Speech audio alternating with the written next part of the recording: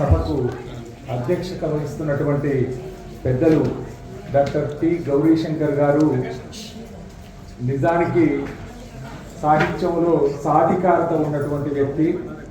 ఆయనకు ఈ వేదిక మీద ఉన్నటువంటి వాళ్ళందరి గురించిన సమాచారంతో పాటు వాళ్ళ రచనల గురించి, రచనా సంవిధానం గురించి, వాళ్ళ ప్రత్యేకతల గురించి చాలా స్పష్టంగా చెప్పగలిగే శక్తి సామర్థ్యాలు ఉన్నారు. కాబట్టి fittest person to hold the meeting అనమాట. కాబట్టి బహుశా దీని వెనుక మౌనశ్రీ మల్లిక్ సూచన సలహా కూడా ఉండొచ్చు. ఎందుకంటే సభాధ్యక్షులు ఎవరుంటే బాగుంటుందని మిగిలిన వాళ్ళు అంటే కొంతమంది గురించి తెలిసి కొంతమంది గురించి ఇక్కడికి వచ్చాక తెలుసుకుంటూ ఉండే సభాధ్యక్షులు చాలా మందిని చూస్తూ ఉంటాము.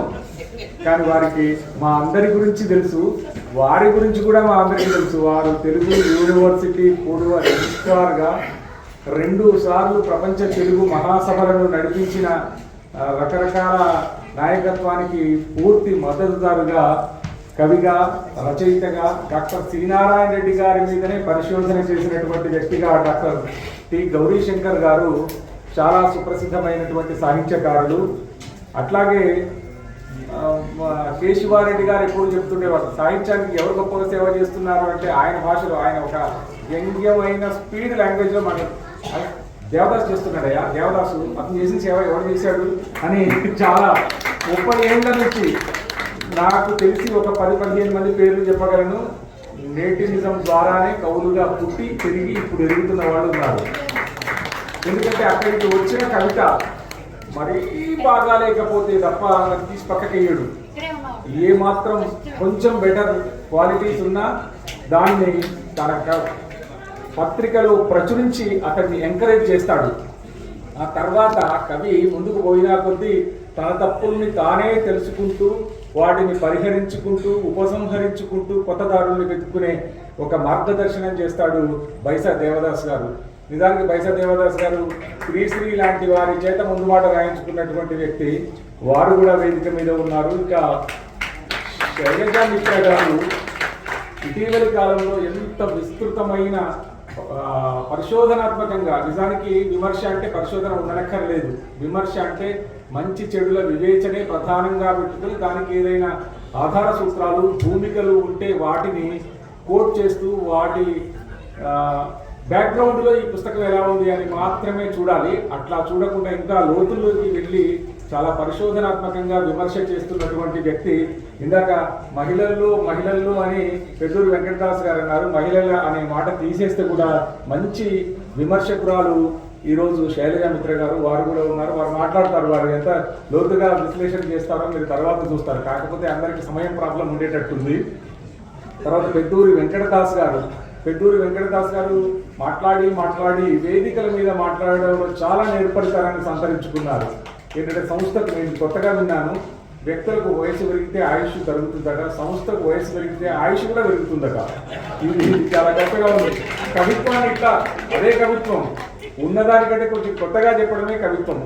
నవ్య దారుల్ని పరచుకోవడమే కవిత్వం యొక్క లక్షణం. కాబట్టి వారు తర్వాత రచ్చరవి ఎక్కడికి పోయిన ఆ పేరు, ఇంటి పేరు, అసలు పేరు పెట్టుకున్న పేరు రచ్చలు చేస్తుంటారు. 5 ఏళ్ళ నిండని వాడిని పెళ్ళెప్పుడు అనేది ఆ మాట గుర్తుపెట్టుకొని పెళ్ళెప్పుడు తప్పనిసరి దాన్ని విడవాలనే ఉద్దేశం. తర్వాత సరికొండ నరసింహారాజు చాలా విలక్షణమైనటువంటి, చాలా వర్ధమానశీలత ఉన్నటువంటి కవి. ఇక ఈనాటి కథానాయకుడికి ప్రధాన నాయకుడు మౌనశ్రీ మల్లిక్ గారి ఇటీవలి మంటల స్నానం గురించే కాకుండా పాతలన్నీ అందరికీ గుర్తున్నటువంటిది. బైసా దేవదాస్ గారు చేసిన ఒక కామెంట్ ఇక్కడ చేయక తప్పదు. ఈయనకు అన్ని ఏ పోటీకి పంపినా ప్రైజ్ వస్తుంది, ఇంత డబ్బులు వస్తున్నాయి కదా, మీకు ఇన్కమ్ ట్యాక్స్ కడుతున్నా లేదా చూడాలని నేను చెప్తున్నాను. నేను నీ డ్యూటీయే, ఎన్ని ప్రైజులు అందుకున్నాడు, ఎన్ని వేల రూపాయలు అందుకున్నాడు, మరి అంత గవర్నమెంట్ చూపించాలి కదా అని కూడా వచ్చింది. అంటే ఆయన రాసిన ప్రతి చోటికి, అంటే పెట్టిన ప్రతి పోటీకి పంపిస్తే కంపల్సరీ నేను ఫస్ట్ ప్రైజే రావాలి వచ్చేది. అప్పుడు అట్లా పరిస్థితులు అట్లా ఉండే. ఈ మధ్య పంపించడం బంద్ చేసింది. ఎందుకంటే చాలా పెద్దగా అయినాక మరి జూనియర్లకు పోటీ కావద్దు మన బంద్ చేసింది. తర్వాత వివి రాఘవరెడ్డి గారు రానట్టున్నారు.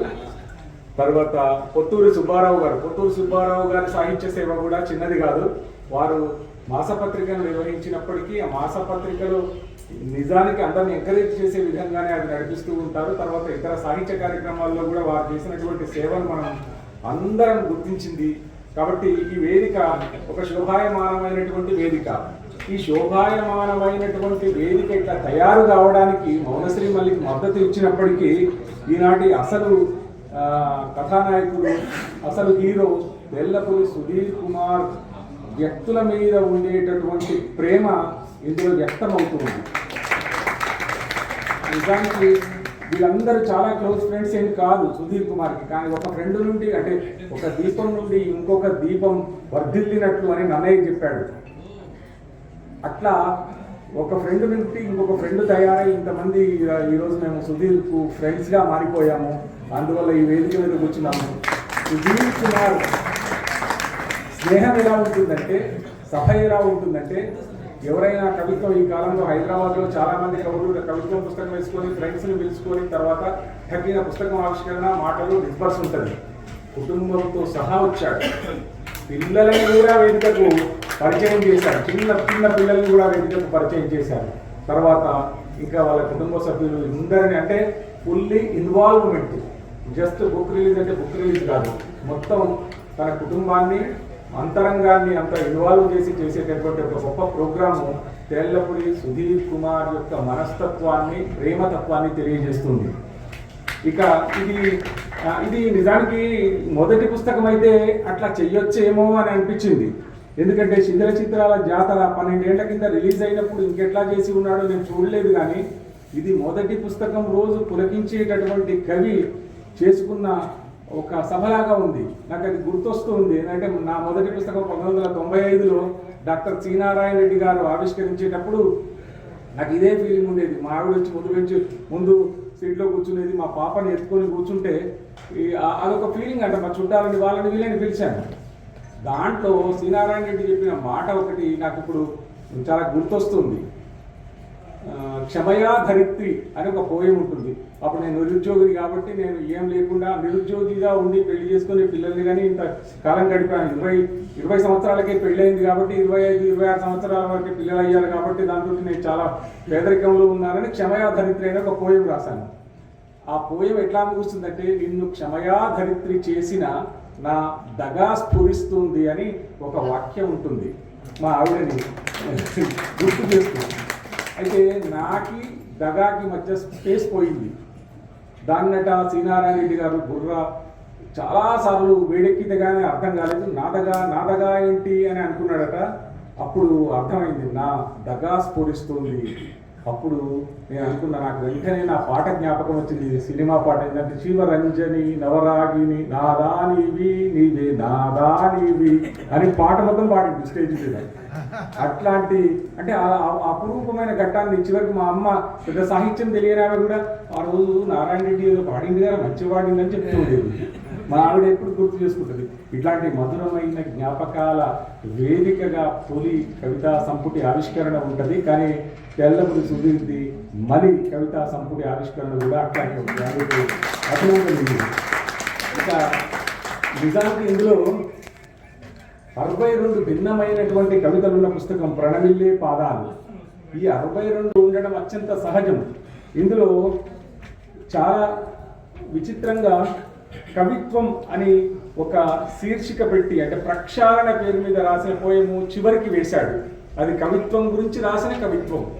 ఈ కవిత్వం గురించి రాసిన కవిత్వం ఒకటి, బియాస్లో చనిపోయిన వారి గురించి, ఒక నదిలో చనిపోయారు బియాస్ రివర్లో, వాళ్ళ గురించి, ఒక గురువు గురించి, ఒక అనాథ గురించి, ఉగాది పండుగ వచ్చినాడల్లా మనము కొత్తగా రాయడానికి ట్రై చేయాలి. కానీ వచ్చేది అదే ఉగాది. దాన్ని భిన్నంగా ఎట్లా చెప్పొచ్చో చెప్పాడు. అందులో ఆ మాట కూడా ఉంది.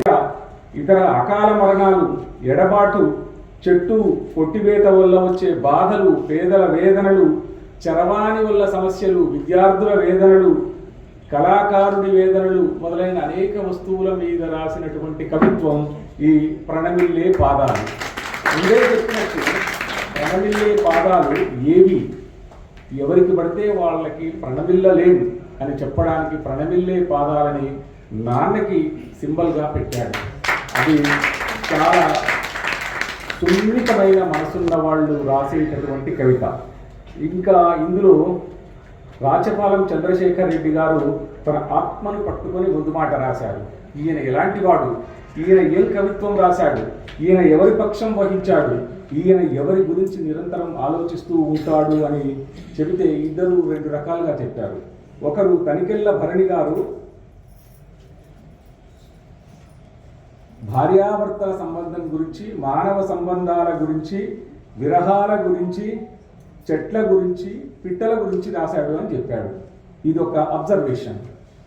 కానీ దీనికి కొంచెం భిన్నంగా రాచపాలెం చంద్రశేఖర్ రెడ్డి గారు శిథిల చిత్రాల జాతరలో వ్యవసాయక దేశమైన శిథిల చిత్రాల జాతర అంటే పాత పుస్తకం, దాంట్లోనూ ఇప్పుడు కూడా ప్రణమిల్లే పాదాలలో ఏముందంటే వ్యవసాయక దేశమైన భారతదేశంలో ఆధునిక కవి గతాన్ని వదిలేసిన వర్తమానంలో రైతు గురించి, వ్యవసాయాన్ని గురించి కవిత్వం రాయకపోవడం ఉండనే ఉండదు. తేళ్లపల్లి సుధీర్ కుమార్ కవిత్వంలో కూడా ఇవే అంశాల మీద కవితా రచన జరిగింది అని ఒక స్కాన్ తీసి మరీ రిపోర్ట్ ఇచ్చారు. ఈ పుస్తకాన్ని చూస్తున్నప్పుడు ఈయన ప్రజల పక్షం వహించాడు, ఈయన సామాన్యుల గురించి రాశాడు అని చెప్పకనే చాలా స్పష్టంగా ఈరోజు రాచపాలెం గారు చెప్పారు. నిజానికి ప్రజల పక్షం రాయడం అనేది మొదటి నుండి సాహిత్యంలో ఉందా? ఇది వర్తమాన కాలపు పోకడా, లేకపోతే 40-50 ఏళ్ల కింది నుంచి వచ్చిందా అని మనం ఒక్కసారి తర్కించుకుంటే దీనికి ఒక గొప్ప నేపథ్యం ఉంది. ప్రతి కవి కూడా ఆ నేపథ్యాన్ని తెలుసుకోవాల్సిన అవసరం ఉంది. ఆ నేపథ్యాన్ని తెలుసుకుంటే మనం ఎక్కడ మొదలయ్యాము, ఇప్పుడు ఎక్కడ నడుస్తూ ఉన్నాము, భవిష్యత్తులో మన ప్రయాణం ఏంటి తెలుస్తుంది అని నా అభిప్రాయం. మనకు తెలుసు 1939 నుండి 45 మధ్య రెండవ ప్రపంచ యుద్ధం జరుగుతున్నప్పుడు ఫాసిజానికి వ్యతిరేకంగా రష్యాలో ఉండేటటువంటి కమ్యూనిజం పనిచేసింది. ఆ కమ్యూనిజం యొక్క ఎఫెక్ట్ తోటి కొంతమంది 1940 ప్రాంతంలో ఇంగ్లాండ్లో చదువుకుంటున్నటువంటి స్టూడెంట్స్ని తీసుకొచ్చి లెఫ్ట్ వింగర్స్ అనే ఒక మీటింగ్ను పెట్టారు జర్మనీకి పక్కన ఉన్నటువంటి ఫ్రాన్స్లో. ఈ లెఫ్ట్ వింగర్స్ మీటింగ్ అయిపోయిన తర్వాత అందులో ఒక నిర్ణయం తీసుకున్నారు లెఫ్ట్ వింగర్స్. ఏంటంటే మనమంతా ఫాసిజానికి వ్యతిరేకంగా పనిచేయాలి, ఫాసిజంకు వ్యతిరేకంగా పనిచేస్తున్నామంటే సామాన్య ప్రజల పక్షం వహించి మనము సాహిత్య సృజన చెయ్యాలి, మనము నవల రాసిన, కథ రాసిన, కవిత్వం రాసిన సామాన్య ప్రజల ఇతివృత్తాలను పెట్టుకొని రాయాలి అని ఒక ఎజెండా తయారు చేసుకున్నారు. ఇంగ్లాండ్ నుంచి ఫ్రాన్స్కి వచ్చి పెట్టుకున్న లెఫ్ట్ వింగర్స్ మీటింగ్లో అదృష్టవశాత్తు ఇండియా నుంచి ఇంగ్లాండ్లో చదువుకోవడం కోసం పోయిన ఒక 4-5 మంది స్టూడెంట్స్ కూడా అక్కడికి వెళ్ళారు. వెళ్ళి ఆ ప్రభావానికి లోనై వాళ్ళు అలహాబాద్కి వచ్చి ప్రోగ్రెసివ్ రైటర్స్ అసోసియేషన్ అని ఒక అసోసియేషన్ పెట్టారు. ఆ ప్రోగ్రెసివ్ రైటర్స్ అసోసియేషన్ అలహాబాద్లో ఒకటి, లక్నోలో ఒకటి జరిగింది. దానికి తెలుగు వాళ్ళల్లో సుప్రసిద్ధ కవులు కాని ఒక వ్యక్తి పోయాడు, అని పేరు మర్చిపోయాను నేను. ఆయన పోయిన తర్వాత అక్కడ వాళ్ళ ఎజెండాని చదివి వినిపించారు. ఈ చదివి వినిపించిన ఎజెండాని అప్పుడు జిరాక్సులు పంచిపెట్టడాలు, పుస్తకాలు వేయడాలు అనే విషయాల మీద అది కావు కదా, రాసుకొని వచ్చాడు. రాసుకొని వచ్చి ఆ ప్రభావంతో ఇక్కడ ఒక చిన్న సంఘం పెట్టాలి, మనం కూడా ప్రయత్నం చేయాలి అని ఆలోచించి ఒక సంఘం పెట్టడానికంటే ముందు శ్రీశ్రీ చేతికిచ్చి దీన్ని ఇంగ్లీష్ నుంచి తెలుగులోకి ట్రాన్స్లేట్ చెయ్యి అని చెప్పాడట. అంటే శ్రీశ్రీ చేస్తాను అని పెట్టుకొని 1 నెల అయింది, 2 నెలలు అయింది, 3 నెలలు అయింది, చేయలేదు. లాస్ట్కి ఒక రోజు ఆయన గట్టిగా అరిచాడనమాట, ఇంత ట్రాన్స్లేట్ చేస్తే కదా మనం సంఘం పెట్టుకునేది, వాళ్ళు ఏం చెప్పారు నాకు పూర్తిగా అర్థం కావాలి అందులో అని అంటే ఆయన బాధ భరించలేక శ్రీశ్రీ ట్రాన్స్లేట్ చేశాడు. ట్రాన్స్లేట్ నేరుగా చేయడం ఇష్టం లేక ఇట్లా చేశాడు. పొలాల నన్ని హలాల దున్ని ఇలా తలంలో హేమం పిండగ జగానికంతా సౌఖ్యం పండగ జలంధరిత్రికి బలిగావించే కర్షక వీరుల కాయం నిండాగా కాలువగట్టే ధర్మజలానికి ధర్మజలానికి ఖరీదు కట్టే శరాబులేడో అని రాశాడు. ఇది వర్తమాన కవిత్వపు తీరుతెన్నులని మార్చినటువంటి సంఘటన, మార్చినటువంటి పోయం. ఇది తర్వాత మహాప్రస్థానంలో చేర్చబడ్డ సంగతి మీకు అందరికీ తెలుసు. అంతకు ముందు సామాన్యుల ఇతివృత్తాలు కావ్యంలో ఉండేవి కాదు. కావ్య నాయకుడు ఎవడంటే గొప్ప రాజు, గొప్ప రాణి, చాలా ఉదార లక్షణాలు, చాలా హీరో వర్షిప్ ఉన్నటువంటి వాళ్ళు మాత్రమే నాయకులు. ఆ తర్వాత నుండే కాలం చాలా మార్పు తీసుకొని వచ్చింది. కాలం తీసుకొచ్చిన మార్పు సాహిత్యంలో ప్రతిఫలించింది. నేను అనుకుంటా గుర్రం జాషువా రాసినటువంటి కొన్ని కావ్యాలు దాని తర్వాత వచ్చినవే. ఆ తర్వాత అరసం అభ్యుదయ రచయితల సంఘం అనేది పుట్టిన తర్వాత మన వాళ్ళందరూ అట్టడుగు వర్గాల వాళ్ళ సాహిత్యాన్ని రాయడం మొదలెట్టారు. తర్వాత వచ్చిన అభ్యుదయ కవిత్వం, విప్లవ కవిత్వం, తర్వాత దళితవాదము, స్త్రీవాదము, ఇంకా ఇవన్నీ మనకు తెలుసు. వీటి నుండి వచన కవిత్వం రూపుదిద్దుకుంది. అంతకుముందు చాలా వరకు రిథమిక్, అంటే ఉదాహరణకి గురజాడ అప్పారావు కూడా సంస్కరణతో చేశాడు ఒక పని. కానీ సంస్కరణతో చేసినటువంటి పనిలో ఆయన ఉద్దేశ్యం మంచిదే, కానీ ఇట్లా ఉండేది, రిథమిక్ ఉండేది. ఇప్పుడు పూర్ణమ్మ అని ఒకటి రాశాడు. కొండకు నడుమను కోనొకటున్నది, కోనకు నడుమ కొలనొకటున్నది, కొలను గట్టున కోవెల లోపల వెలసలు బంగారు దుర్గమ్మ, ఏ ఏ వేళల పూసే పువ్వులు ఆయా వేళల అందించి బంగారు దుర్గను భక్తిత కొలుచును అమ్మలకమ్మ దుర్గమ్మ ఇట్లా రాస్తుంది. కానీ ఆ తర్వాత భావకవిత్వం వచ్చింది. భావకవిత్వంలో కూడా రిథం లేదా పద్యం ఇట్లా వచ్చింది. కానీ ఆ తర్వాత సామాన్యుల ఇతివృత్తాలను ఎన్నుకున్న తర్వాత చాలా సరళమైన భాషలు, దానికి కూడా ఎగ్జాంపుల్ మనం శ్రీశ్రీ చెప్పుకోవచ్చు. ఆహా అనే ఒక కవిత ఉంటుంది.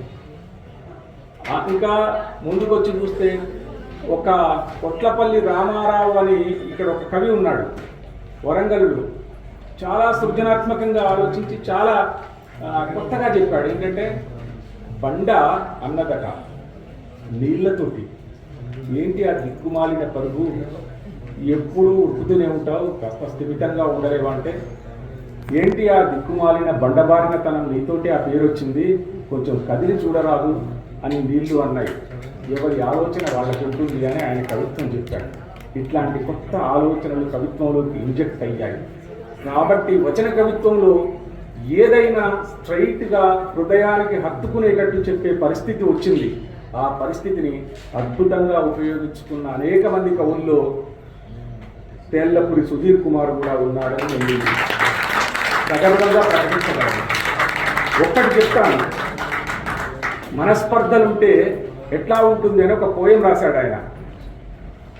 హృదయం తెలియని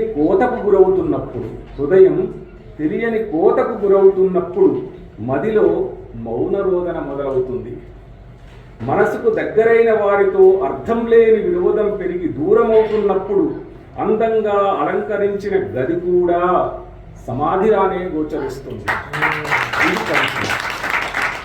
అరమరికలు లేని ఆప్తులతో మనస్పర్ధలు ఏర్పడినప్పుడు ఎంతమంది చెంతనున్నా ఎవరూ లేని ఏకాకిలా మిగిలినట్టుంటుంది. ఇంకా ముందుకొచ్చి నిండు జనాల మధ్య వెడుతున్నా నిర్జన దారిలో నడుస్తున్నట్టే ఉంటుంది. అంటే ఒక వ్యక్తి ఇంకొక వ్యక్తితో చేసేటటువంటి ఆత్మీయమైన సంభాషణలాగా కవిత్వం ఉండాలి. అట్లా ఉంది.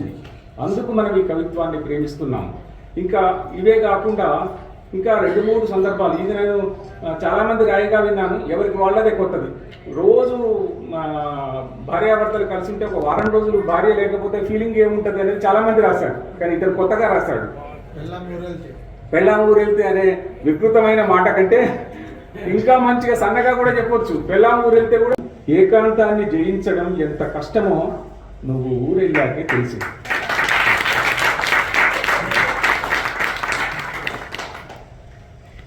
ఉదయం కళ్ళు తెరవగానే నాలో ఉషోదయాన్ని నింపే నీ మోము చూడడం అలవాటయ్యాక నువ్వు లేని నువ్వు అంటాడు. మరి మీ ప్రాంతంలో నువ్వు అనేదాన్ని నువ్వు అని కూడా అంటుండొచ్చు. నువ్వు లేని ఈ వారం రోజులు ఉదయించే సూర్యుడిని సైతం నిలువున సముద్రంలో ముంచెయ్యాలనిపిస్తుంది అంటాడు. అక్కడ కవిత్వం ఉంది సముద్రంలో. తర్వాత ఇది కొంచెం ఆశ్చర్యపోయాను, అది ఎందుకు రాశారో తెలియదు. తర్వాత జవాబు చెప్పేటప్పుడు కానీ లేకుంటే ఇంకెప్పుడైనా చెవులో కానీ చెప్తాడు. ఏంటంటే ఏకశిలాస్తంభం అనే ఒక పోయం రాశాడు. ఏకశిలాస్తంభం ఏంటంటే ముందే పోయిన ఒక భార్యను తలుచుకొని భర్త పడేటటువంటి వేదన కాదా? అదే అవును కదా, అవును. మరి ఎందుకు రాశాడో తెలియదు.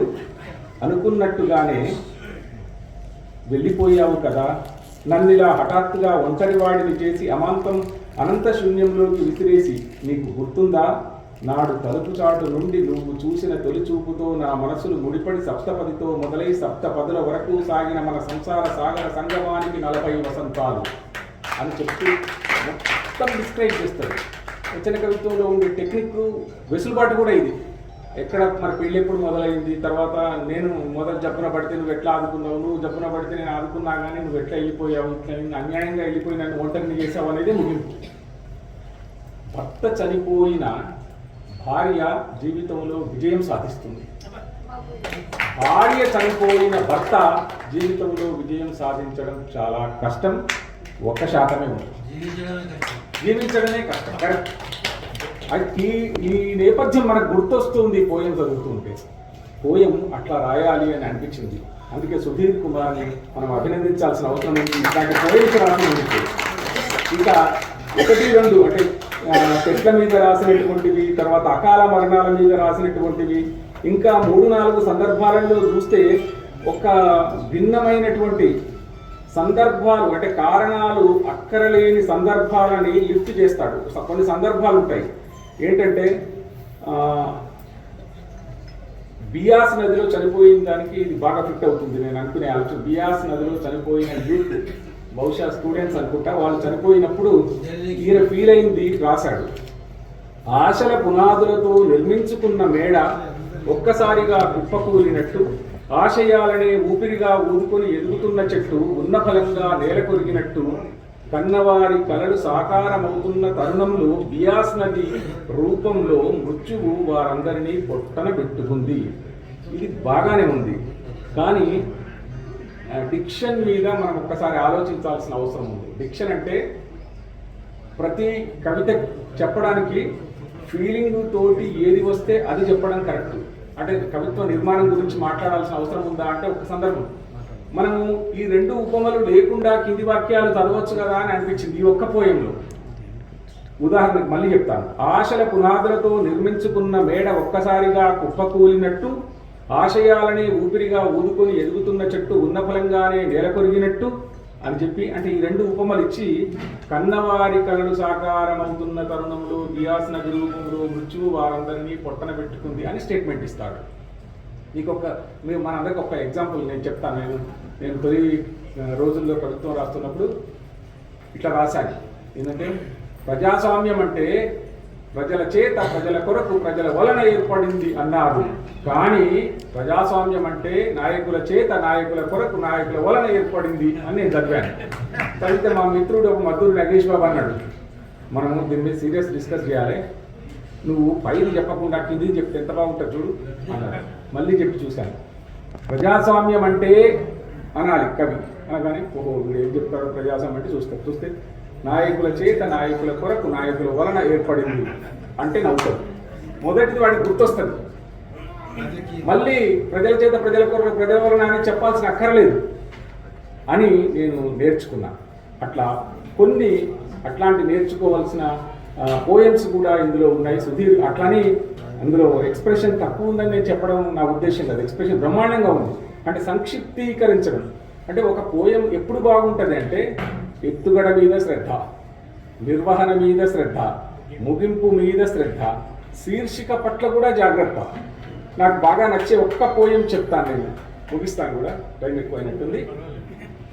ఒక హిందీ కవయిత్రి ఉంది, ఆమె ఎత్తుగడ ఎట్లేసిందంటే, ఆజా బచ్పన్ ఎక్ bar Phir they they అప్ని Nirmal శాంతి, వ్యాకుల్ వ్యథ మిఠానే వాలి వహకు అప్నా ప్రకృతి విశ్రాంతి అని స్టార్ట్ చేసింది.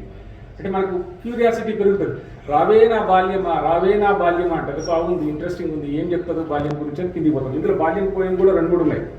కిందికి పోయిన తర్వాత లాస్ట్కు ముగింపు ఏమిస్తుంది అంటే, ఆమె पाया मैंने बचपन फिर से बचपन बेटी बन आया उसकी मोहनी मूर्ति देखकर मुझ में नवजीवन आया अंटది.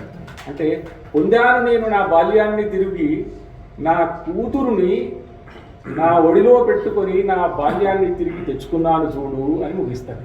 అంటే కూతురే బాల్యమై తిరిగి వచ్చిందని చెప్పడం ద్వారా ఆ ముగింపుని అంత సమర్థవంతంగా తీసుకొచ్చింది. మరి దీనికి ఇంత ఎత్తుగడ ఇది, ముగింపు ఇది, చివరికి శీర్షిక ఏం పెట్టాలి అంటే, మేరా నయా బచ్పన్, నా కొత్త బాల్యం, నా బిడ్డే, నా బిడ్డ అని పెడితే బాగుండదు మరి.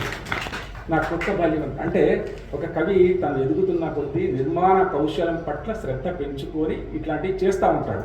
మనం నిజానికి చెప్పాలంటే నాకంటే 17-18 సంవత్సరాలు జూనియర్ కాబట్టి చాలా అవకాశాలు ఉన్నాయి. సుధీర్ కుమార్ బ్రహ్మాండమైన అద్భుతమైన కవిగా మారుతారు. ఎవరైనా ఒక కవిగా మారాలంటే రాసే ముందు కే శివారెడ్డి గారు చెప్పిన ఒక మాట చెప్తాను, పోయం రాయాలని కూర్చోకూడదు. అంటే ఇంకా నా మాటలో ఏంటంటే కవిత్వం రాస్తే వచ్చేది కాదు, వస్తే రాసేది. ఈ స్టేట్మెంట్ని కొంతమంది కాదన్నారు, తప్పన్నారు, కొంతమంది విమర్శించారు, కానీ నేను మాత్రం దీన్ని కట్టుకోలేదు. నేను నాకు ఈ సందర్భం ఉంది, ఇప్పుడు అర్జెంట్గా ఇంకో పోయం రాయి అంటే నేను వస్తే రాయలేను, వస్తే రాసేదే, రాస్తే వచ్చేది కాదు. ఇంకా ఒకటి, కవిత్వం అంటే ఒక వ్యక్తి ఇంకొక వ్యక్తి చేత చేసేటటువంటి ఆత్మీయమైన సంభాషణ. ఇది కూడా నేను నిర్మించుకున్న ఒక చిన్న స్టేట్మెంట్. ఇట్లాంటివి చాలా ఇందులో ఉన్నాయి. కాబట్టి అంటే ప్రతిభ, వ్యుత్పత్తి, అభ్యాసం 3 సరిగ్గా ఉన్నప్పుడే కవిత్వం చాలా సమన్వయపూర్వకంగా వస్తుంది అని మనం చెప్పడానికి సుధీర్ కుమార్ పోయిటరీ ఒక నిదర్శనం. ఇందులో మంచి ప్రేమాత్మకమైన, హృదయపూర్వకమైన కవిత్వం ఉంది. ఇట్లాంటి కవిత్వం భవిష్యత్తులో మరింత విస్తృతంగా రావాలని ఆకాంక్షిస్తూ, అభినందిస్తూ ముగిస్తున్నాను. Thank you.